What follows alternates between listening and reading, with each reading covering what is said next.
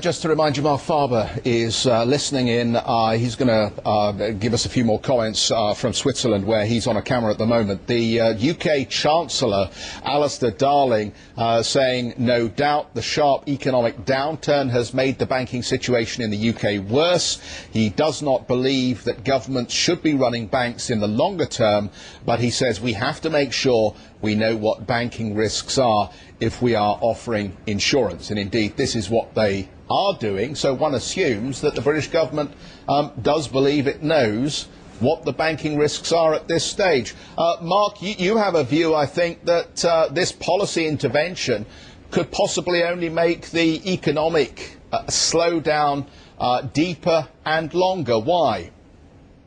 Well, not necessarily deeper, but longer, that the agony is postponed or prolonged. And if you have economic cycles, we have excursions into prosperity and the boom, and then the bust comes, and the best is to let the readjustment process take place as quickly as possible. In other words, you don't want to create excessive supplies in a deflationary environment, because that reinforces the deflationary trend.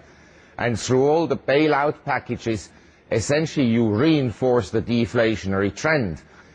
Finally, I'd like to also mention we have to accept that in economics you have periods of expansion and contractions, and the contractions, they actually serve to build for the future growth, because the weak competitors are eliminated, and if you support the weak competitors, you essentially penalize the strong competitors, and therefore I'm very much against these bailout packages. Mark, couldn't an argument be made, though, that the conditions which brought upon this recession and potential depression were manufactured away from the natural ebb and flow of the economic cycle, i.e. they were predicated and conditioned upon weakness in one single sector, i.e. the financial services sector, and spread their tentacles to the rest of the global economy, and therefore require a slightly different approach from policymakers because of that? Yes, you make a very good point. The financial crisis has occurred because of government intervention, specifically central banks, or specifically the US Fed. By keeping interest rates artificially low for too long, they created a huge leverage in the system. So the people that created the problem now are in charge to bail out the system, and that's why I'm very skeptical whether it will work. The other problem with bailouts is who gets the bailout? It's very arbitrary, and some people are then favored at the expense of others.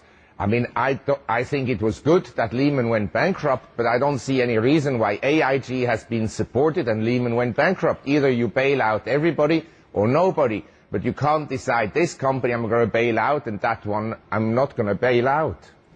Mark, what are you doing with your own money these days?